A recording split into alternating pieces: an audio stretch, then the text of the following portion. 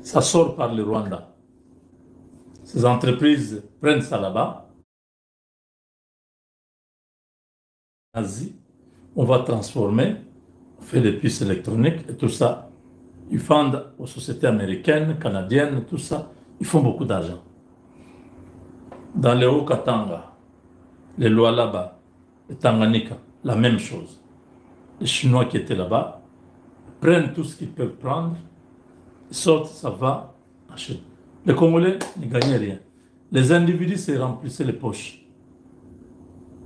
Hippolyte Kanambe avec sa famille, Zoé, tous ces gens-là, ils sont nombreux, tous les caciques du PPRD, gagnaient. La RDC ne gagnait rien.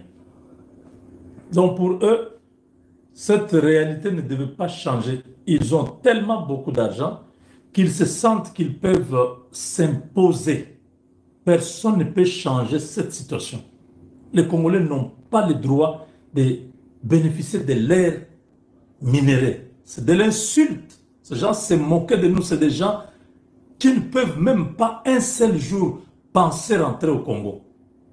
Parce qu'ils rentrent au Congo, c'est-à-dire ils entrent pour se suicider.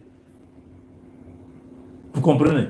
Hippolyte Kanambe, Moïse Katumbi, tous ces groupes-là, comme ils ne considèrent pas que les Congolais avaient un droit, ils peuvent bénéficier. Parce que quand Moïse Katumbi va aux États-Unis, empêcher que le deal ne puisse pas être signé, que les enfants qui sont à Inongo, à Idiofa, à Malembankulu, à Boende, à Chofa, vers Nananjika là-bas, donc vers Saint-Élie là-bas, ne puissent pas avoir de travail. Vous comprenez? Donc des gens comme ça, c'est des gens, quand il entre au Congo, c'est-à-dire il vient pour se suicider. Le peuple va l'attendre pour lui régler des comptes. Donc Katumbi, là où il est, Hippolyte Kanambe, là où il est, ils doivent savoir que c'est des ennemis numéro 1 de la RDC. Parce s'il avait le cœur pour le Congo, même si dans la démocratie, il peut être opposant, Katumbi, opposant à Tshisekedi, c'est tout à fait normal. Mais ton opposition ne te donne pas le droit d'aller empêcher la signature d'un partenariat qui donnerait du travail au peuple, qui pourrait améliorer la vie de la communauté, de la société congolaise. L'opposition, c'est au niveau idéologique. C'est comme, c'est là tu dis, bon, je suis opposant, il faut qu'on coupe le courant. Ça n'a de sens. Qu'est-ce que le courant a à faire avec l'opposition? Donc, que les enfants qui sont dans les couveuses meurent, que la population soit dans les noirs, que les choses qui sont dans le congélateur dans toute la ville puissent pourrir, parce que si je laisse le courant, c'est Tshisekedi qui gagne. Non, Tshisekedi ne sera pas impacté par la coupure du courant. Il y aura un groupe chez lui, on va allumer le groupe, il sera bien toujours, il va continuer à regarder, par exemple, les matchs de Chan qui se passent au Kenya. Il n'y aura aucun problème. Mais c'est la population civile, la population ici, du Congo, qui sera victime. Est-ce que vous comprenez?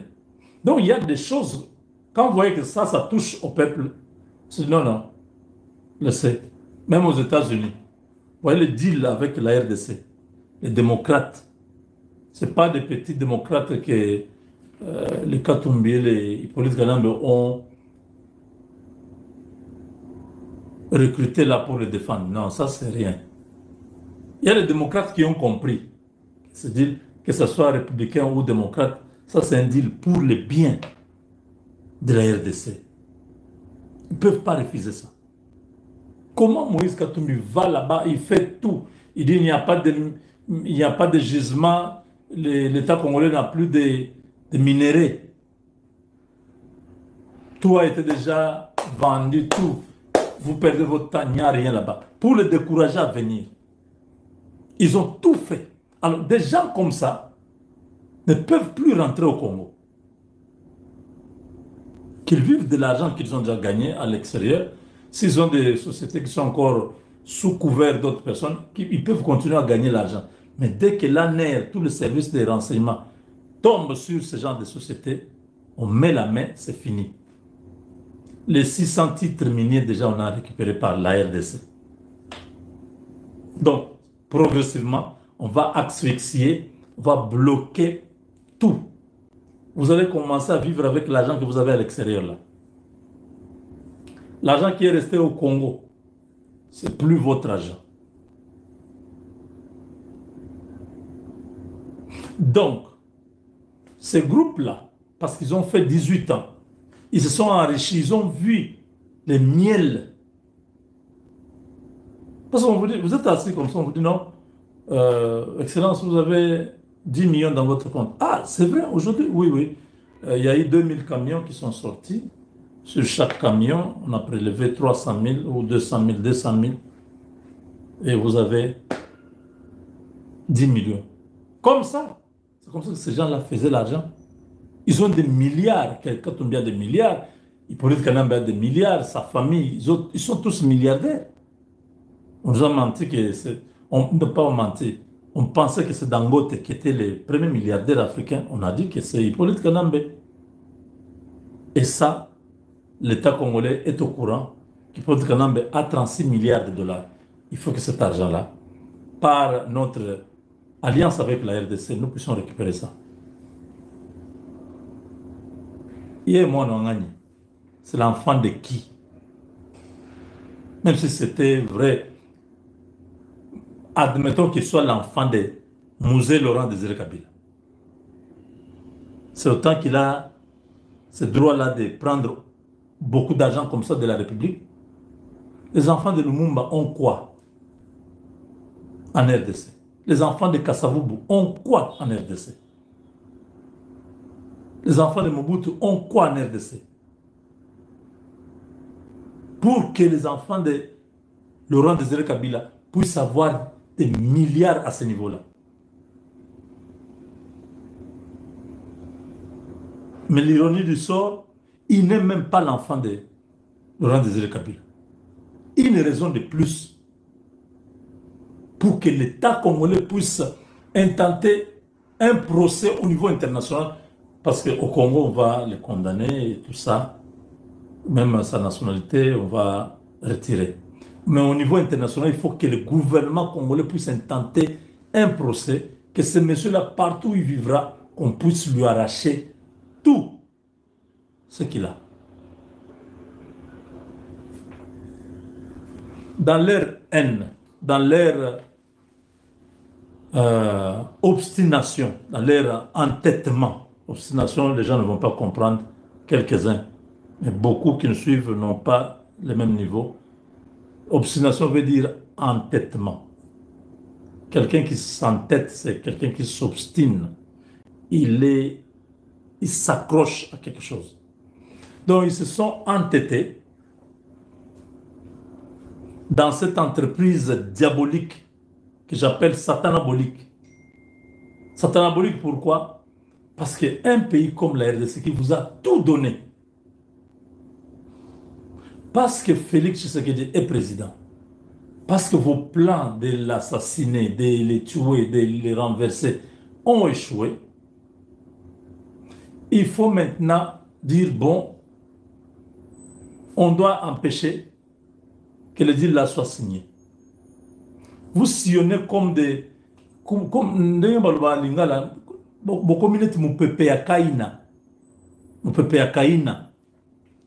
en français, on dit, vous devenez comme un esprit impire. L'esprit impire cherche dans quel corps il peut aller habiter. Il erre, il est errant. Votre association là, vous devenez comme des esprits impires.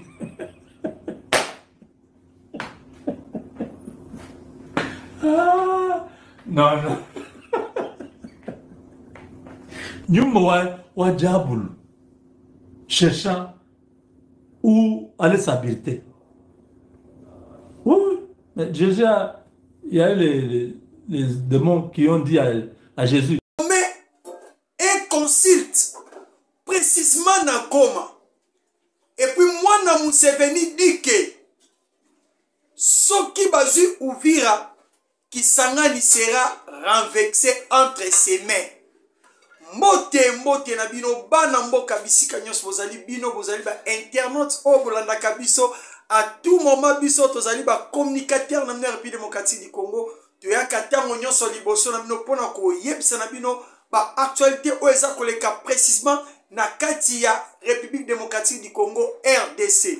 Je pense que na début ya émission na biso na aussi ko pesa na biso ba titre autre ko partager na yango na kati ya émission na biso pendant quelques heures autres zali liboso na bino bana mboka peuple congolais bisiko bozali et ali na moko ya sujet to ko bakisa o wapi ba FRDC ba uti ko échapper na Karumangabo et siko bazalaka arrêté et pas ba M23 mara bango kuna tant na shit ya Goma. Peuple congolais nini bazali koleka précisément na kati ya République démocratique du Congo ndenge kana uti koloba makambo concerné ba accord de paix nyonso to tsango na kati awa ainsi que ba accord concerné minerais et sécurité entre la RDC ainsi que les États-Unis d'Amérique. Donc si maintenant makambo concerné au Katanga. Le général Edi Kapen a outil qu'on lancé appel maximal. A outil qu'on cotise déjà ba bouclage ainsi que couvre-feu. Précisément na Katia au Katanga. Pourquoi balancer couvre-feu ainsi que bouclage? Parce que ils ont compris que plusieurs manœuvres ont été déjà perpétrées par les M23. Parce que koyoka ba propos teni ya M. Jacques Kabila ou a outé kozala gouverneur ya Okatanga. Parce que pour moi, je considère que Jacques Kabila n'est plus gouverneur. Aza déjà moto et si balongoli. Pona nini koyoka un gouverneur ko utiliser ba mot ya koyamba ba rebelle na kati ya province o yaza ko diriger. C'est déjà un danger pour la République. Donc cela nous montre que le général est en connivence avec les groupes armés, avec les rebelles, avec les agresseurs. Pendant que Akolobake, soki nanga ye, soki Kabila aye, toko yamba bango, parce que il faut makamwe concerner Joseph Kabila, ou concerner Corneille Nanga, et sengeli to traiter yango bel et bien na kati ya mboka poete bazali bana mboka. Bana mboka, koyoka déjà ba propos ya bongo et pas Jacques Kabila. Raison pour laquelle, tant que tu es comme une insécurité grandissante, moko et ebali kokota précisément, excusez, na katia Okatanga, et ekola kisake, il y a des mains noires déjà au eza na katia Katanga, donc ba infiltré, et si ba continuing na katia Okatanga. Raison pour laquelle le général de brigade Edi Kapen, commandant la 22e région militaire, a yé kokoti sa bouclage ainsi que couvre-feu. Pona koluka esi kanyonso oyo ba implanté déjà biloko ya banguna na kati ya Okatanga. Parce que na moment de toko solana bino bana mboka, gouvernement congolais essaie à se relancer na vitesse supérieure. Boute koyoka na arrestation ya monsieur Moko comme on a échappé azalaka ministre concernant makambo etali ba mine Martin Kabwelulu. Martin Kabwelulu aki ko fongola ba secret. Bo fongola mato ibala mboka bo like bo commenter bo partager. Ayaki ko fongola ba secret grave ya kotel isake et aki na ancien président Touti Kozana e HK Hippolyte Kanambe alias Joseph Kabila. Akabola ki ba carré minier na surtout tous les présidents au bazar tout autour na biso ya Congo do ba pays voisin nyonso o ya Angola azaki na 4 carrés miniers na ye o ya Afrique du Sud na Kombo Ananyo Tabumbek azaki na ba carrés miniers na ye ozu Jacob Zuma azaki na ba carrés miniers na ye ozu ba président mingi ya Afrique donc Congo ekomaki pa ya poka Kabila kwa club d'amis moko moto na moto ya kakozaka o ya eteni Yamona boti komona dès que agression rwandaise ekoti bon komona que ba dirigeants africains incapables ya ko condamner voire même Rwanda. Kaka hôtel les problèmes africains on doit régler ça à la manière africaine. De la manière que nous les Africains, nous préférons déranger des choses. Mais or que en réalité, et qui côté l'isake, balaki na kope mususu na kati ya mboko Congo. Pendant que yon nga to na kati ya Congo to bula ke mboko ezalaka sous contrôle na biso nzoka te. Congo esi ekabwana ka biteni na biteni, yango bote ko ka 600 carrés miniers. O bakanga ki précisément na Okatanga ainsi que na ba este par-ci par-là. 600 carrés miniers ezaki o Kabila yebo kwa zaki na ndambo na ye y compris ba Kagabe na kati na ba prison na uti kotangela bino. Parce que Jacques Kabila azalaki protecteur ya ba carrés miniers wana. Azalaki protecteur na yango. Nde yango mo loko yazaki lisu ya ba rebelle na kati ya Okatanga. Azalaki na moyen te ya ko changer maloba. Parce que si ba melana makila ba sangisa na déjà senga ba sangisa. Raison pour laquelle abandaki déjà ko perpétrer comment ko kotisa M23 na kati ya Okatanga. Lokola le général de brigade Edi Kapen accompagne manœuvre na nyonso. Yangola bomoni auti kosala alerte maximale et puis asuki na alerte était à déployer ba militaires par-ci par-là na kati ya Lubumbashi. Ba Kipushi, ba Kasumbalesa, partout, ba Pwetu, na ba Mulonde kuna, et si quoi quand tout le monde a l'avion, oh wapi atterrissage ya ba matériel de guerre na bango kozala, ainsi que infiltration ba faux, ya ba M23 ba no kota na kati ya Katanga. Yango na ba mboka ba sali bouclage, ya ko boucler bisika nyonso. Monguna lona ki atiela ki Kongo manyoko na mai. Bako bimisa ba armes sérieux, bako bimisa biloko ya grave, précisément na kati ya Okatanga. Peuple congolais, makambo eza ko bebeze ya ko changer. Bouclage wana, tokoya kozonga ko bimisa bino biloko nini ezo bima na kati kuna. Les gens ont déjà préparé comment neutraliser la République démocratique du Congo. Comment détruire le Congo, partager le Congo. Bravo à toi le général Edi Kapen. L'olenge okopé sabango échec. Tout le deuxième sujet de peuple congolais, oui concerné Siko. Tout si on a combat William Ruto, président de Kenya. William Ruto a aussi nommé consultant moko précisément dans Goma. Mais tandis que ici il y a une ambassade kenyien à Kinshasa. Oh, na côté la lolenge ba charte nyonso internationale les ailaka. Aussi charte ya Conseil de sécurité des Nations Unies. Aussi charte ya EAC. Aussi charte ya CIRGL. Aussi charte où est concerné à ta sous-région à Grand Lac. Peuple congolais. Tous les chartes mondiales, les lois sont violées et par le président kenyan. Ils sont violés et par le président kenyan.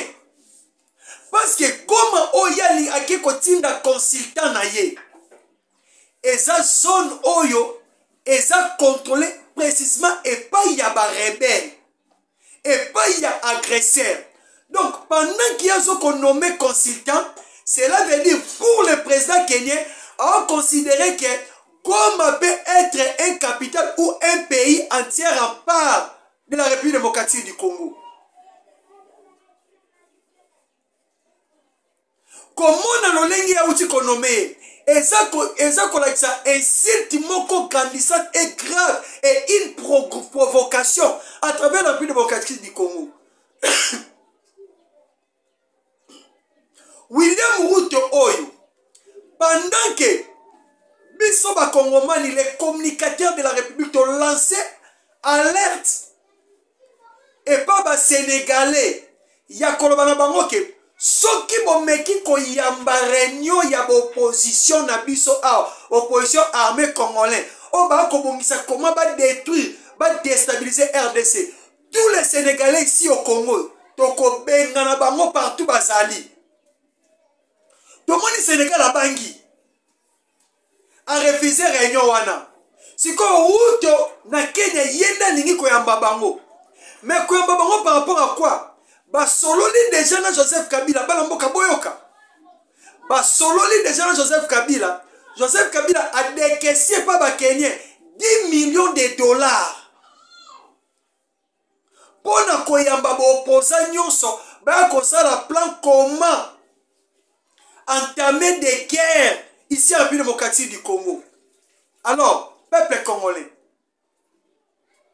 États-Unis, tango yoki masolo wana, à la réalité, Donald Trump alobi, Ruto il est qui pour saper na ba processus onga na zanango, pona ko détruire, kimia otoli na to kota na kati ya RDC. Atindi Marco Rubio abiyebisa na Ruto akata. Marco Rubio abengi Ruto. Abiyebisa sokyo meki koyamba au réunion opposition kuna. On verra voir. Entre les États-Unis et le Kenya, qui est la grande puissance? Malamboka. Ruto atikali minu libanda lokola makaku babeti masasi. Na telefone na litoi. Afandi kimia. Ayoki owapi balobi na ye. Et pas un président kenyan. Et pas, pardon, pas un secrétaire. Il y a Donald Trump. Marco Rubio. Mais peuple congolais. Kenya wana booko mona. Et vivra à 80% pe na kati ya démocratie du Congo. Ba banki nyos bo mona lokola Tembe. Equity Bank. Eza banque ba Kenyet. Ba investisseur a on a matière la banque en plusieurs choses. Voire même dans makambo etali minéraux. Ba Kenya ba investisseur a. Alors, nini ezo senga? Bande konanga ezo senga na biso Congo. Lokola ba Kenyan ba keko considérer M23 comme armée moko loyaliste. Ba keko considérer espace ba M23 comme un pays ya ko nommer un consultant. Tandis que ambassadeur kenyan na Kinshasa awa azali. Cela nous montre que la relation entre la RDC et le Kenya est rompue. Est rompue. Ba pays ya EAC wana eloko na regretaka pourquoi président Félix Andimé to kota na kati ya EAC. S'il y a des présidents qui ne connaissent pas comment respecter leur charte, est-ce que na charte ya EAC baloba ke boko considérer mouvement rebelle moko comme un mouvement moko eza logique? Botela lolenge ba américain ba agir. Balobi na ba Kenyan, si boyambi Kabila terroriste, nous vous considérons aussi comme vous êtes des terroristes. Mais comme le président kenyan, Ruto, a accepté d'envoyer un consulte, de considérer les M23, l'espace que les M23 détiennent comme un pays légal, il faut directement y a corrompre relation, y a bisona bango. Et puis nyamu oye bandi le lote. To yoki kuna mwana Museveni alansa ki pe appel.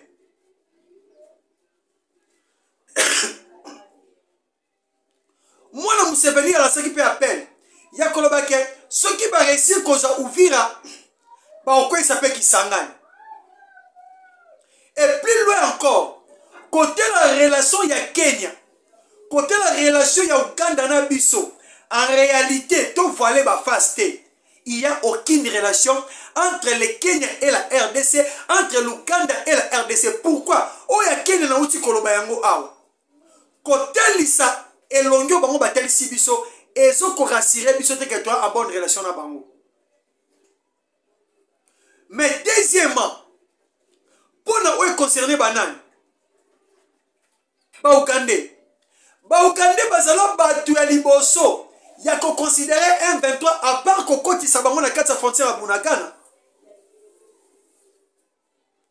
Ba Ougandais bazoba M23 na poste frontalier ya Bunagana ba fongole yango basala ka ba échanges commerciaux na M23.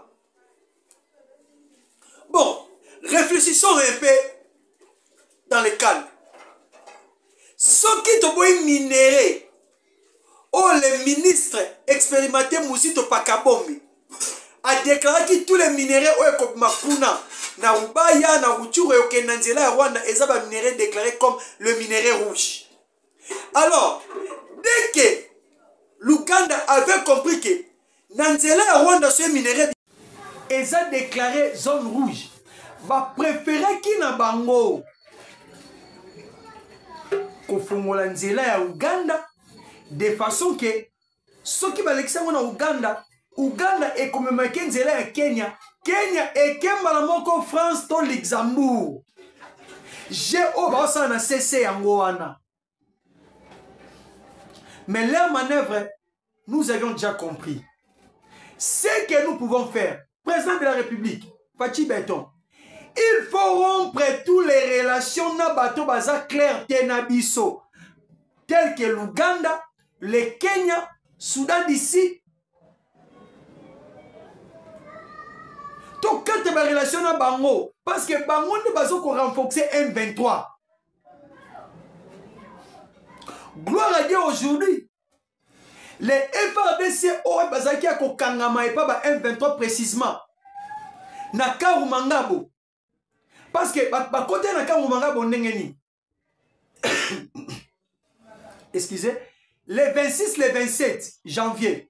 Tango Gome Kweyaki. Ba militaire ou abisu ba kangaya bango comme ba prisonnier de guerre. Ba kenda ki ba réarmer moral na bango ba changer bango idée ba comme contre la République démocratique du Congo. Il y avait première lot et où il y a 250 militaires, il y a FARDC. Bakima naka ou mangabu. Et à peine siko awa, plusieurs militaires encore au batikala qui ont réussi à échapper, ba rejoindre siko ba wazalendo au baza précisément na Ruchuru kuna. Donc na minute no FARDC au baza qui arrêté ba kene na fona recyclage et puis ba M23 na Mangabo ba kimi. Gloire à Dieu. C'est la République qui gagne maintenant. Il faut maintenant savoir comment entretenir tous ces militaires qui ont été échappés na Oezala qui koufa et bien même liboso na bango. Peuple congolais. Nous devons toujours rester sereins à protéger la République démocratique du Congo. Les lots automoni États-Unis. Suite, il y a Oezali, violation à cesser les faits. Baouti commencé à peine. Mais c'est Massad Boulos. Trump a tindé à Benga Kagama et Bisaï Kanga Bambo Noba M23 au bazoko violer cesser les faits. Ba M23 baouti commencé à violation ba cesser les faits. Na boulke nenge to se commencé pour parler. Que ba ko réussir ba ko réussir ko récupérer quelques localités na biso. Mais bazui échec total. Ba ko ki ko zoyangote jusqu'à tel point que les Wazalendo ont occupé une partie, un quartier à Bukavu, le quartier Pandi. Tisiko Bazawana et puis le général Ndi Tangoma de Wazalendo, il est déjà prêt à faire l'échec. Et puis Rwanda M23. Raison pour laquelle les FARDC se renforcent massivement dans Katsa Sud Kivu pour préparer les attaques foudroyantes et pour récupérer tous nos espaces qui ont été occupés par les rebelles rwandais du M23. Peuple congolais, Makamboza bien, Makamboza a changé. Makamboza a changé. Les choses vont marcher tel qu'il est. Et les M23 ne réussiront jamais de diviser ces pays. Nous avons compris, tous les manœuvres de Tutsi, les routes là sont des Tutsi qui n'aiment pas la République démocratique du Congo. On va à tout prix comment balkaniser ces pays, comment occuper ces pays, comment ces pays sera pour diriger par la bango. N'est Kabila Pesari bango, mais les lots ont échoué. N'a pas plan de sauver Bongisaki. Pour le makambo concerné le gouvernement. Non, le président avait nommé quelques membres du gouvernement par rapport à la récompense. En tout cas, nous n'avons pas une république de récompense. Mais nous cherchons des hommes compétents et des femmes compétentes. Donc, l'olenge boloba ata mutazana est incompétent. Le colossal qui combat, te récompenser. La récompense peut être aussi de te donner de l'argent. C'est une compétence, c'est une récompense par rapport à la lutte que vous avez faite. Et non seulement de vous nommer un ministre, un directeur général, parce que maintenant nous avons besoin.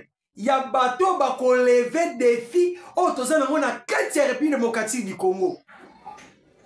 Au sein de l'armée, administration publique, ainsi que l'exécutif.